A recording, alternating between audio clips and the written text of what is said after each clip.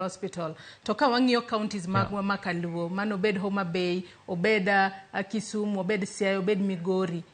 Ka osuptende go bende nitiere koda gigo duto kose igero gi agera titiso gi nying ni ero oger referral hospital to gik makamagi gigo miwacho kwan lakteche miwacho kanyo mashinde monego bedi onge tang'o momiyo mae timore ng'a onego bed ni ng'iyo e kinde mabendi gero kata ni osuptal ni kete no bed referral to bedo gi gigo te ma ok ni kete aketa ne en referral kata ni en level 5 hospital to onge gimoro amora.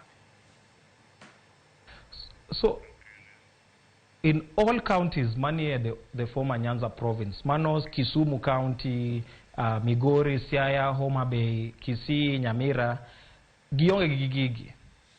Nekech the only way madine wabedo gigi, the only way madine dine okwayud referrals to our neighboring counties, the only way we should not be having those referrals and by having those things available to us. And I'm not saying that our neighboring counties are doing better or getting any better than us. Our they are just struggling. Ginbegi struggle gi other aspects of health. And we have 48 different ways of running the healthcare system. Every county duaroni mongi run healthcare in a different way, in a special way, which should not be the case. The diseases that affect our people are the same. Even if we zone them, katakawa tiyo gimwalungoni zones. To, for example, the Nyanza province, if we are struggling with HIV, all the departments of health in Nyanza province should come together.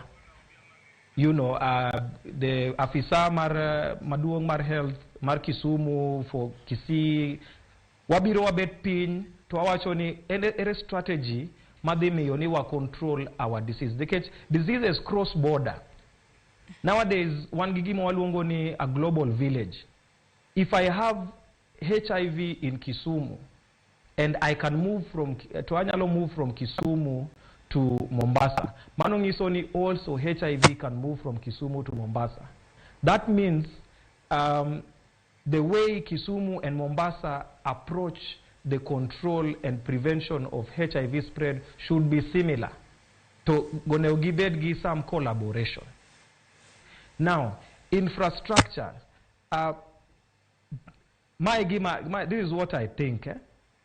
Every county, every single county should have onegobedgi their highest tier of level, milongoni the referral hospital or the teaching and referral hospital. Somehow woyoni one giosiptende go just by name, but not by service. In teaching. Okay. So every county onegobedgi teaching and referral hospital, not by name but by service. So manong is only the teaching aspect. Onego gipunj the new upcoming healthcare workers for that population. That is number one. That is the teaching aspect. Referral. Tuochete all injuries ma timore e county no onego wabed gi qualified specialists at the teaching and referral hospital ma take care of all those diseases and injuries ma that population incur. Not unless it is a very rare disease. That is teaching and referral. And hospital. Hospital just means that the facility onegobet hospitable. Hospital hospitable should be entiende samine hospitalcha. The environment mar hospital onego facilitate mondi bed better. Okni ibed hospital to chodum, the floor is dirty, nitiere mo e bed sheet, dirisa okti. Hospitable. The hospital onego bed hospitable. Mana kuma wagole the word hospitality. Hospitality means making you comfortable. Making you comfortable. Koro, one, every county onego bed gi teaching and referral hospital and the highest level of referral for the diseases